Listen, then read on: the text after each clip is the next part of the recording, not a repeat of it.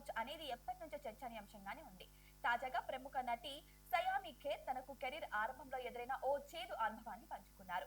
తెలుగు చిత్రసీమకు చెందిన ఓ మహిళా agent cinema అవకాశాల కోసం తనను సర్దుకుపోవాలని కోరినట్లు ఆమె వెల్లడించడం గమనార్హం. అయితే తాను అలాంటి పనులకు దూరంగా ఉంటానని, కొన్ని పరిమితులు తనకు ఉన్నాయని ఆమెకు స్పష్టం చేసినట్టు వివరించారు. సయామి ఖేర్ 2015లో రే అనే తెలుగు సినిమాతో తన సినీ ప్రస్థానాన్ని ప్రారంభించారు. ఆ తర్వాత 2016లో మీచియాతో హిందీలో అడుగుపెట్టారు. మౌలి, చోక్డ్, వైల్డ్ డాగ్, గుమార్ వంటి చిత్రాలతో పాటు స్పెషల్ ఆప్స్, ఫాదు వంటి వెబ్ సిరీలలో కూడా ఆమె నటించి మెప్పించారు. ఇటీవల ఓ ఇంటర్వ్యూలో మాట్లాడుతూ తనకు వచ్చిన అవకాశాల పట్ల సంతోషంగా ఉన్నానని, అయితే కెరీర్ మొదట్లో ఓ సంఘటన తను తీవ్రంగా బాధించిందని తెలిపారు. సయామి మాట్లాడుతూ, నా కెరీర్ తొలినాళ్లలో ఓ తెలుగు సినిమా ఏజెంట్ నన్ను కలిశారు.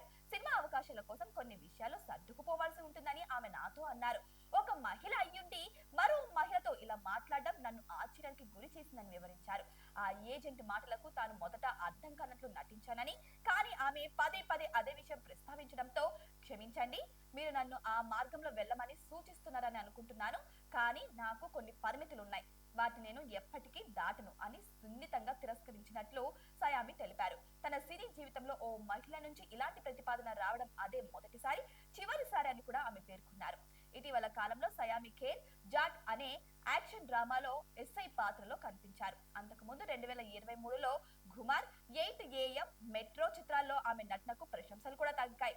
అయితే ప్రస్తుతం సయామి హిందీ, తెలుగు చిత్రాల్లో నటిస్తూ బిజీగా ఉన్నారు.